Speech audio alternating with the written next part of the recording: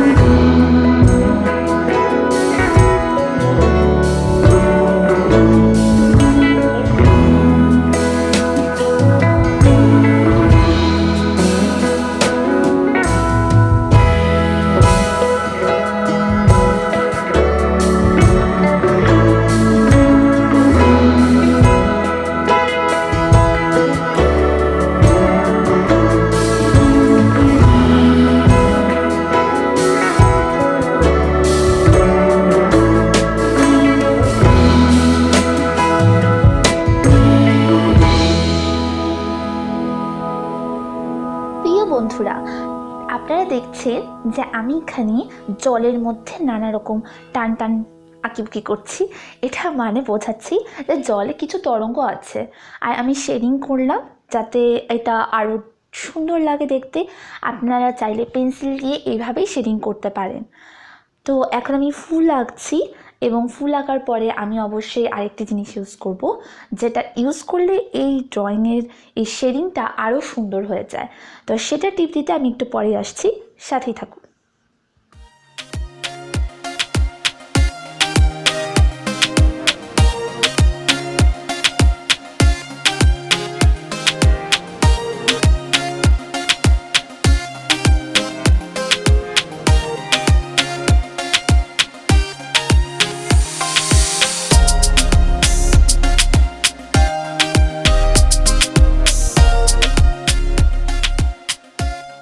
বন্ধুরা, এখন আমি ব্যবহার করছি ব্লেন্ডিং স্টাম্প। আপনারা চাইলে কটন বাড বা আপনাদের আঙুলেরও ইউজ করতে পারেন। আর এটা এইভাবে ধরবেন, একটু গ্যাপ রেখে, মানে মাঝখানে ধরবেন, যাতে করে এটা হালকাভাবে ওই পেন্সিলের শেডগুলোকে ছড়াতে পারে। যদি আপনি বেশি ওপর দিকটা ধরেন তাহলে কি হবে, ওই শেডিংয়ের যে জায়গাটা আছে না, ওটা খুব শক্তভাবে ব্লেন্ড হবে। এতে কি হবে, আপনি পরে মুছতে পারবেন না বা ভালো লাগবে না দেখতে। সেই জন্য একটু গ্যাপ রেখে মাঝখানে ব্লেন্ডিং স্টাম্পটি গায়ে হাত রেখে বা আঙুল রেখে আপনি শেডিংয়ের ওই ব্লেন্ডিংটা করবেন, আর এটাকে বলা হয় ব্লেন্ডিং স্টাম্প।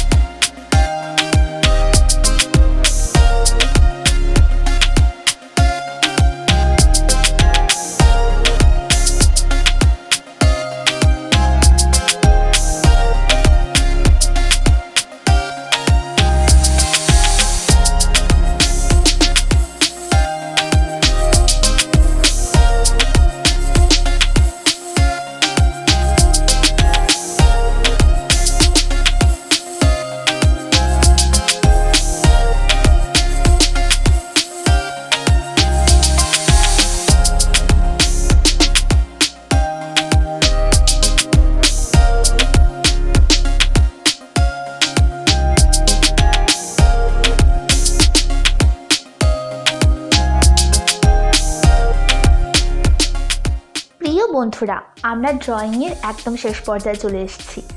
এই দৃশ্যটি যদি আপনাদের ভালো লেগে থাকে তাহলে অবশ্যই লাইক, শেয়ার আর কমেন্ট করতে ভুলবেন না। আর আপনারা পরবর্তীতে কী দেখতে চান তা অবশ্যই জানাবেন। এটি এখানেই কমপ্লিট হচ্ছে। সবাইকে থ্যাংক ইউ। আর হ্যাঁ, যদি ভালো লাগে তাহলে এই ভিডিওগুলো দেখতে পারেন।